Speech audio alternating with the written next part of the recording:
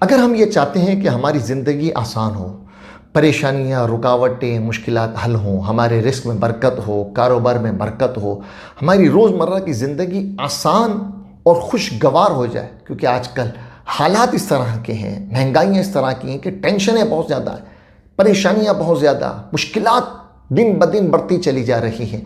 इन हालात में, इन मामलात में आपके सामने मैं चंद वज़ाइफ ज़िक्र करता हूँ जो रोज़मर्रा हमने अमल करना है। अगर हम इन वज़ाइफ पर रोज़ाना की बुनियाद पर अमल करेंगे, बहुत आसान है, कोई बहुत मुश्किल नहीं, बहुत आसान, और हमारे रोज़मर्रा रूटीन में जिस तरह हम ज़िंदगी गुजारते हैं इसी तरह हमें गुजारनी। लेकिन ये चंद वज़ाइफ को शामिल कर लें और फिर उसकी बरकतें देखेंगे, इंशाअल्लाह आपको वो हासिल होंगी कि आप इंशाअल्लाह हैरान रह जाएंगे।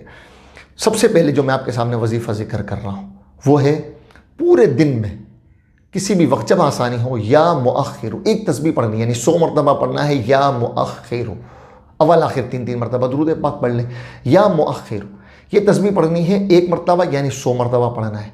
इसके अलावा चंद और बातें ज़िक्र कर रहा हूँ, जैसे कि नमाज़ों की पाबंदी करें, जो अल्लाह ताला के अहकामात है उस पर अमल करें, रोज़ रमज़ान के रोज़े रखें, ज़कात अगर हम पर फ़र्ज़ है मुकम्मल उसे अदा करें, गुनाहों से अपने आप को महफूज रखें, और फजर की नमाज के बाद सूरह यासीन शरीफ 1 मरतबा पढ़ें।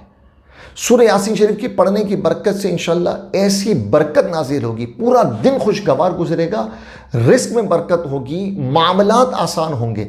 बस औक़ात ऐसा होता है, माल और दौलत तो बहुत होता है लेकिन सुकून हासिल नहीं होता, खुशगवारी हासिल नहीं होती, बीमारियां हैं, मुख्तलिफ टेंशनें पकड़ लेती हैं, या फिर जो है वो घर में सुकून हासिल नहीं हो पाता, लड़ाई झगड़े, इन सब से निजात के लिए फजर की नमाज से पहले, फजर की नमाज के बाद भी पढ़ सकते हैं जिस तरह आसानी, फजर की नमाज से पहले सूरह यासीन शरीफ 1 मरतबा पढ़ लें, ठीक है, और तस्बीह मलाइका पढ़ने की आदत बनाएं फजर की नमाज के बाद। वैसे तो फजर की सुन्नतें और फ़र्ज़ों के दरमियान इसे पढ़ना सबसे अफजल है।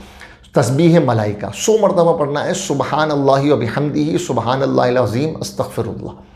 बहुत ही आसान है तस्बीह, रिवायतों में है, बुखारी शरीफ की हदीस पाक है, ज़बान पर बहुत आसान है और अल्लाह ताला और मीज़ान पर बहुत भारी हैं और अल्लाह ताला की बारगाह में बेहद पसंदीदा है। कौन से? सुबहानल्लाहि व बिहम्दिही, सुबहानल्लाहिल अज़ीम। तो इसके पढ़ने की आदत बनाएं। इसके अलावा जब वक्त मिले, मगरिब के बाद, इशा के वक्त, जब आसानी हो, सूरह वाक़िया तिलावत करें। रिवायतों में है कि जो सूरह वाक़िया पढ़ता है उसे कभी फ़क्र व फाका नहीं होगा, तंग दस्ती नहीं होगी, रिस्क में बरकत होगी। अपने रिश्तेदारों के साथ, अपने दोस्त अहबाब के साथ सिला रहमी करें, सिला रहमी करें। ज़रूरी नहीं कि उनको माल और दौलत ही दें, पैसे दें, बल्कि उनके साथ, उनके पास जाना, उनसे अच्छी बात करना भी सदका है।